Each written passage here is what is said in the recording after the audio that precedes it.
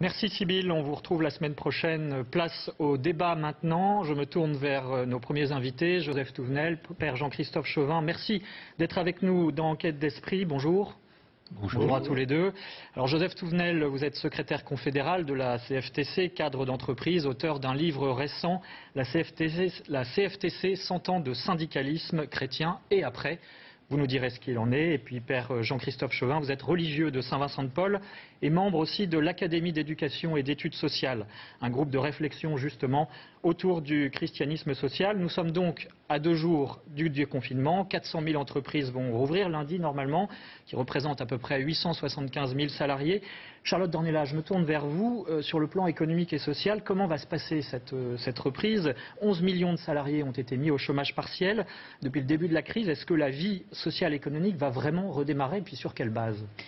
C'est un peu la grande question qui va se poser à partir de lundi. C'est-à-dire qu'il y a beaucoup de gens dans ce pays qui ont continué à travailler, et Dieu merci pour le pays tout entier. On pense à tous ces métiers qui ont été dans la lumière et ça leur a fait du bien. Ils le méritaient largement pendant toute cette crise. Mais effectivement, il y a beaucoup de gens à la fois qui étaient au chômage partiel et qui le sont encore aujourd'hui, d'autres qui sont passés en télétravail et d'autres qui vont pouvoir reprendre le travail de manière plus ou moins normale ou habituelle plutôt à partir de lundi. Maintenant, la question, je pense qu'elle est double et nos invités vont répondre, mais je pense qu'elle est double. C'est à la fois quel modèle économique, c'est-à-dire qu'est-ce qui va primer un peu à la suite de ce confinement, quelles leçons on va pouvoir tirer un peu sur la question du modèle économique. Et après, il y a toujours une bataille un peu qu'on peut résumer en disant est-ce que l'économie est au service de l'homme ou l'homme au service de l'économie. Mais il n'empêche que l'économie est vitale pour beaucoup de gens par le simple fait du travail et du fruit du travail par lequel on peut vivre. Et donc voilà, comment est-ce que les hommes vont pouvoir se sortir dans cette crise économique qui pointe son nez? Alors on ne va pas rentrer dans la bataille des mots sur lesquels se sont affrontés le Premier ministre et le Président de la République, mais ce qui est sûr et certain, c'est qu'il y a une crise qui se profile dans un pays qui était déjà fragile. On l'avait vu avec les Gilets jaunes, avec la réforme des retraites derrière, il y a une fragilité qui était existante et qui va forcément être aggravée à partir de lundi et dans les mois qui arrivent. Joseph Touvenel, en tant que syndicaliste chrétien, comment est-ce que vous voyez cette situation qui est lourde d'incertitude? C'est ce que nous disait Charlotte à l'instant. Je la vois avec foi, avec espérance, j'espère avec charité, puisque je suis syndicaliste chrétien. Bravo, mais c'est quoi l'enjeu pour vous? L'enjeu, c'est... Charlotte vient de parler d'un modèle économique. C'est d'abord un modèle de société. On en a un très bel exemple. Comment se fait-il qu'on accepte d'ouvrir les grandes surfaces le dimanche et qu'on ferme les marchés traditionnels? Il y a un choix de société très clair. C'est-à-dire que la grande distribution, c'est-à-dire que les grandes forces financières, on les renforce au détriment du plus proche, des circuits courts, et de ceux qui font vivre une multitude de petits travailleurs. Est-ce qu'on va, pas brutalement, mais petit à petit, changer notre modèle de société, revenir au bon sens, avec des choix qui sont bien des journées comme le dimanche, où la consommation est entre parenthèses, la production est entre parenthèses, pour pouvoir vivre autre chose? Est-ce qu'on va bâtir cette société-là? Ça, c'est les vrais choix. Et puis, dans ces choix, il y a comment je rémunère les métiers. Et on s'aperçoit, là on le voit, que des gens qui travaillent dans les hôpitaux ont des salaires de misère par rapport à des personnes. J'ai travaillé pendant plusieurs années sur les marchés financiers. Il y a des salaires scandaleusement élevés. Ça ne veut pas dire que je suis contre de hauts salaires. Encore faut-il qu'ils soient mérités. Et la reconnaissance de la valeur travail, c'est que chacun puisse vivre dignement de son travail, lui, sa famille, et épargné. Saint Thomas d'Aquin, XIIIe siècle. Véronique Jacquet. Oui, Joseph Touvenel, il y a le constat que vous faites et puis on voit aussi que ceux qui vont le plus trinquer dans la crise, ce sont les petits artisans, les petits commerçants qui ne sont pas toujours forcément défendus par les syndicats. Quelle place on peut donner à ces gens-là? Comment on va les défendre? Il va y avoir une casse sociale et humaine absolument considérable. Alors, ils ne sont pas défendus. Quand vous dites qu'il faut recréer un modèle de société, on a l'impression que vous êtes encore spectateur parce qu'il n'y a pas de réflexion sur le spectre de tous ceux qui sont à défendre et à prendre en compte. Alors, quand vous dites qu'ils ne sont pas défendus, ils ont des syndicats qui les défendent, qui sont des syndicats patronaux. Ce n'est pas un gros mot, loin de là. Quand je parle des marchés traditionnels, je viens de défendre ces commerçants, je viens de défendre ces artisans à l'instant. Alors, Joseph Touvenel. Ce qui veut dire que ce qu'il faut défendre, c'est la valeur travail. Et la valeur travail, ce n'est pas le statut qu'on a, si on est salarié, si on est indépendant, si on est artisan, si on est commerçant, si on est patron. C'est revenons au cœur de ce qu'est la valeur travail. Travailler, c'est être co-créateur, participer à une œuvre au bien commun. revenons à ce principe et disons que tout travailleur a des droits et des devoirs. Mais ça veut dire que je me sors du marxisme de la tête et je me sors de l'hypermatérialisme de la tête. C'est ça le choix de société. On ne va pas résoudre du jour au lendemain.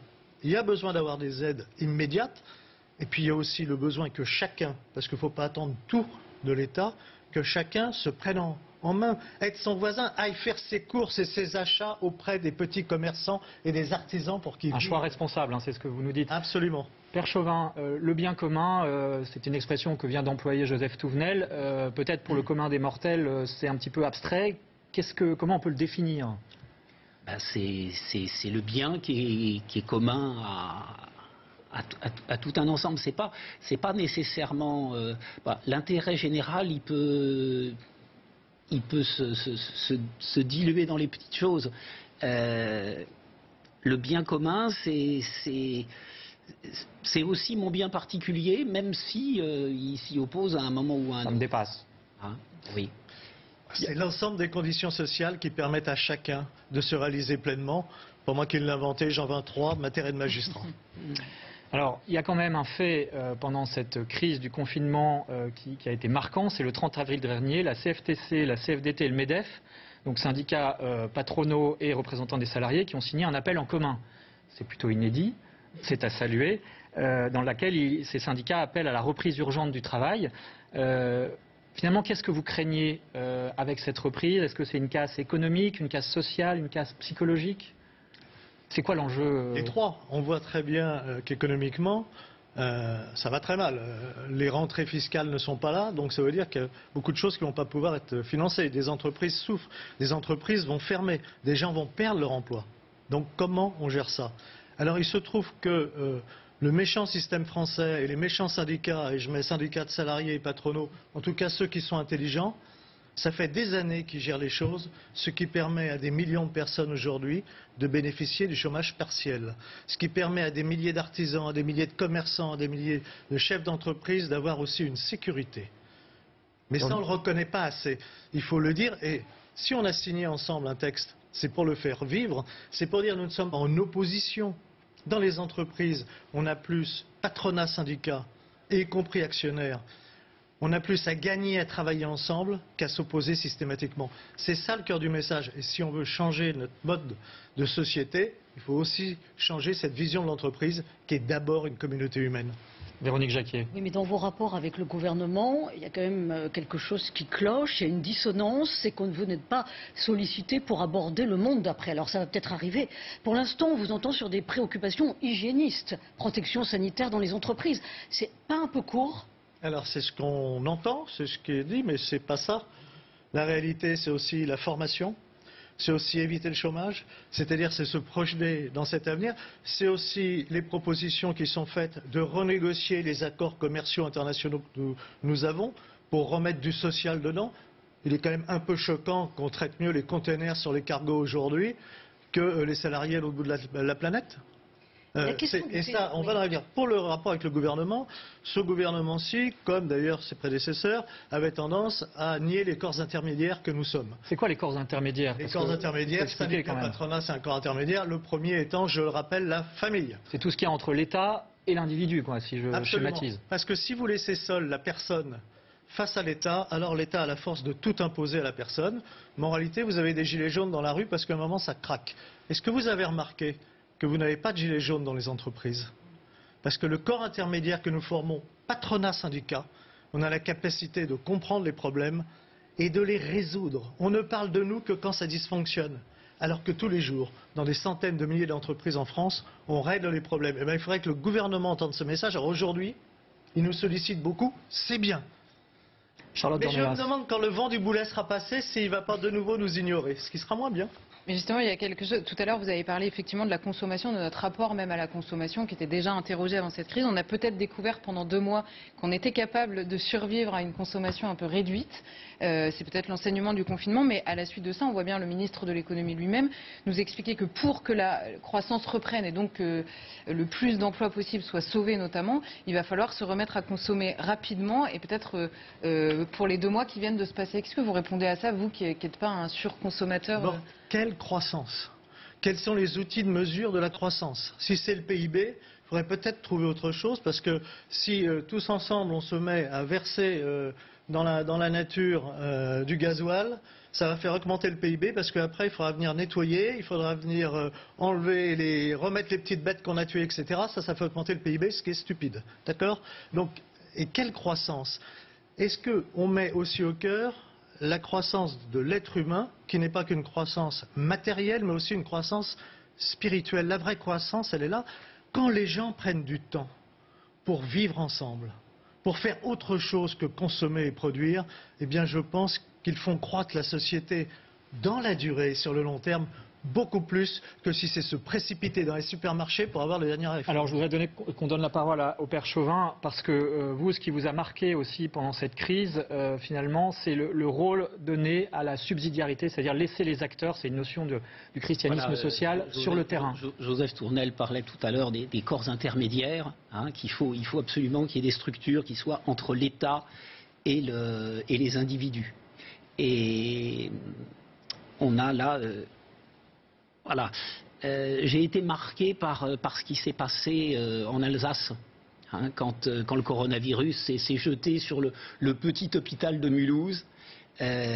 Bon, il a fallu là tout inventer. Il a fallu inventer une nouvelle façon de recevoir les gens aux urgences en séparant ceux qui ont le coronavirus des autres. Il a fallu monter tout un tas de protocoles nouveaux, inconnus.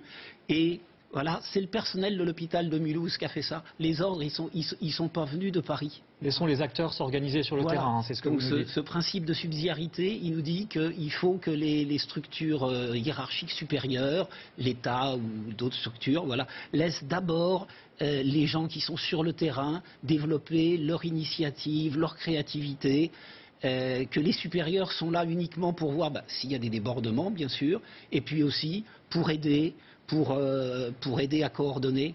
Mais il faut d'abord laisser les gens sur le terrain prendre les initiatives, être responsables, et eux, ils peuvent trouver des choses. On a vu ça aussi avec les masques. Hein.